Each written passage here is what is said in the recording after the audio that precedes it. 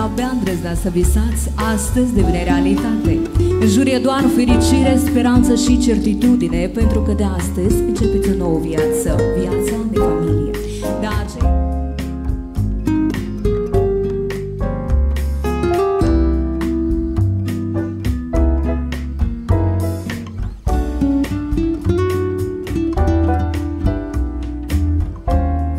nesfârșită când oamenii își găsesc persoana potrivită, când oamenii iubesc și sunt iubiți. Cu toții suntem în permanentă căutare și uite că vine acea zi însemnată de Dumnezeu în care întâmpinăm persoana dragă, îngerașul nostru, aici, pe pământ. Ne îndrăgostăm până peste cap și venim în fața tuturor în calitate de soț și soție.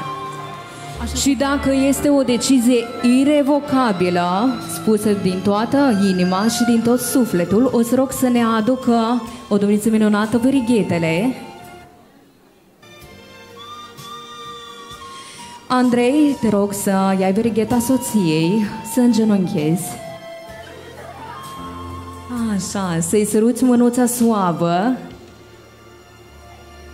să-i juri dragoste și fidelitate pe o viață întreagă și să-i îmbraci verigheta. Se zice că atunci când un părinte plânge, Dumnezeu îi numără lacrimile. Când un părinte se roagă, toți îngerii sară în ajutor. Și atunci când un părinte este simplu fericit, toată lumea se adună la picioarele lui.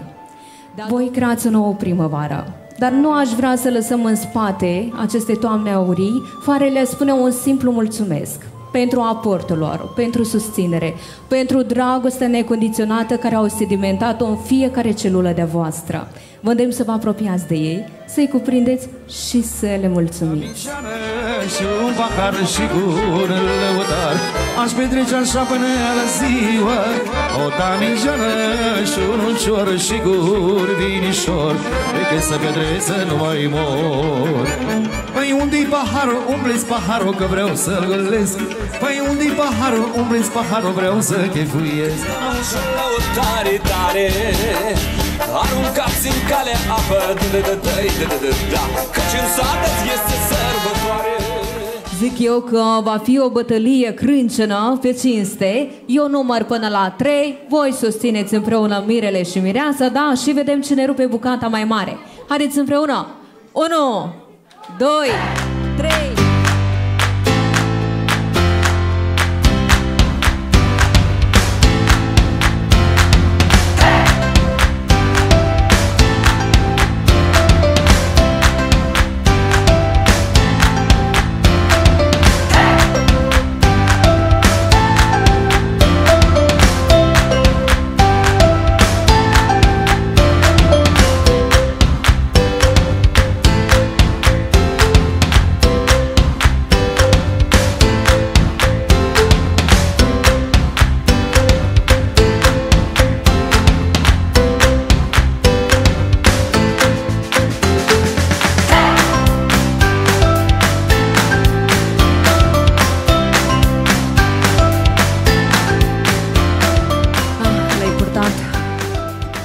Inimioară.